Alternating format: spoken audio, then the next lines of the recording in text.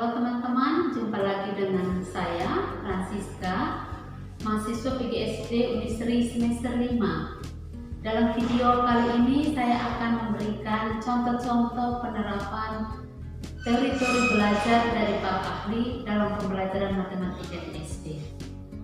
Kali ini saya mengambil 12 teori, yaitu 1. Teori Brunner, 2. Teori biasa, 3. Linus, 4. Van Hayek, 5. Vygotsky, 6. Baruda, 7. Brownell, 8. Stein, 9. Geithner, 10. Brown-Kadai, 11. Kainor, 12. Algebra. Untuk mempermudah saya dalam menentukan contoh dalam pembelajaran matematika, saya membagikan atau mengelompokkan 12 teori ini menjadi 3 kelompok. Bagian pertama, penerapan teori biasa, Brunner dan Linus dalam pembelajaran matematika di SD diberikan di kelas rendah. Mengapa? Karena tahap ini masih dalam pengorganisasian operasi konkret. Maka contohnya itu melalui benda-benda konkret, misalnya buku, pensil, ataupun gelas. Ketika kita ingin mengajar bilangan dan kita gunakan benda-benda konkret, misalnya 1 buku tambah 1 buku hasilnya menjadi 2 buku. Itu ketika kita akan mengajarkan bilangan. Ketika kita akan mengajarkan himpunan bilangan, itu kita meminta siswa untuk menyusun atau mengurutkan benda-benda konkret sesuai dengan urutannya. Misalnya urutan yang dari kecil sampai yang besar. Atau kita meminta mereka untuk menyusun benda-benda dari yang kecil sampai yang besar. Nah, itu teori biasa dan Brunner. Sedangkan teori Linus itu masih tetap dalam bentuk konkret, tetapi bentuknya lain. Bisa melalui permainan, games, dan juga alat-alat peraga yang lebih bervariasi. Dalam games, anak-anak kita bagi sesuai dengan jumlahnya dalam beberapa kelompok atau sesuai dengan jenis kelamin. Atau kita meminta mereka untuk mengelompokkan benda-benda sesuai dengan warna yang kita sudah siapkan atau sesuai dengan bentuk yang sudah kita sediakan. Kedua yaitu teori Van Hayek, Brownell, Van Ecker, Geithner, Algebra, dan Stein. Teori ini saya tempatkan dalam pembelajaran di SD kelas tinggi. Mengapa? Karena dalam tahap ini anak dianggap sudah mengenal dan mengetahui apa yang dipelajari. Maka dalam ke-6 teori ini kita mengajak anak untuk belajar bagaimana berpikir, menemukan dan melakukan pengetahuan yang dia peroleh. Contohnya yaitu belajar geometri, itu dalam teori Van Hayek. Misalnya kita minta anak-anak untuk menggambar macam-macam bidang sesuai dengan bentuknya, misalnya persegi panjang, segitiga, lingkaran, jajar genjang, kemudian mengukur dan menghitung sesuai dengan ketetapan atau rumus-rumus matematika.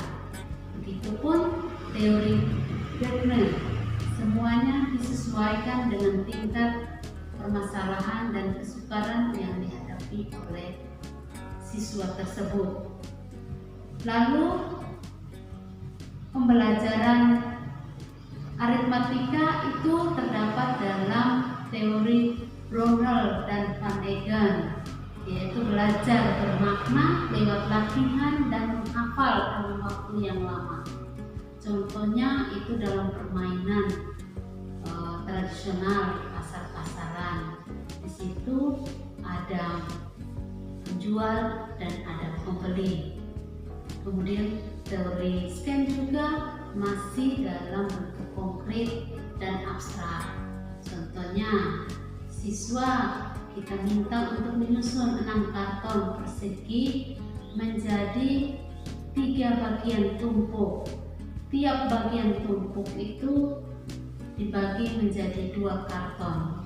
Maka boleh dikatakan 3 dikali 2 sama dengan 6. Itu adalah contoh dari teori-teori tersebut di atas.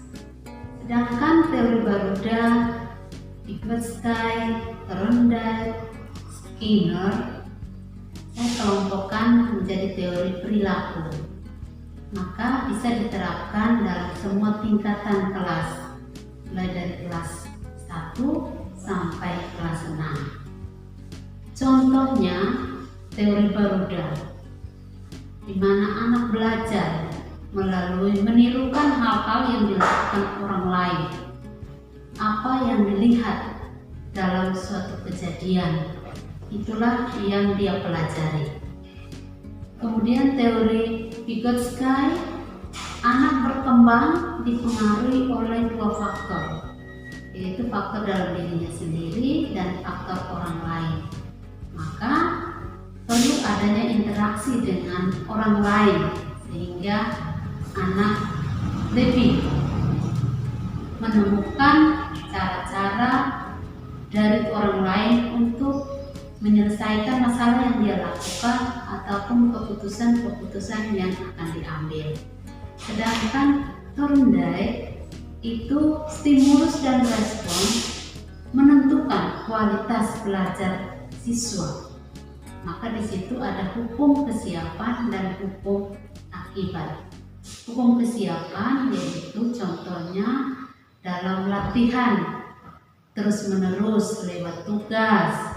Kemudian hukum akibat itu tingkat kepuasan anak sebagai akibat pemberian ganjaran dari guru.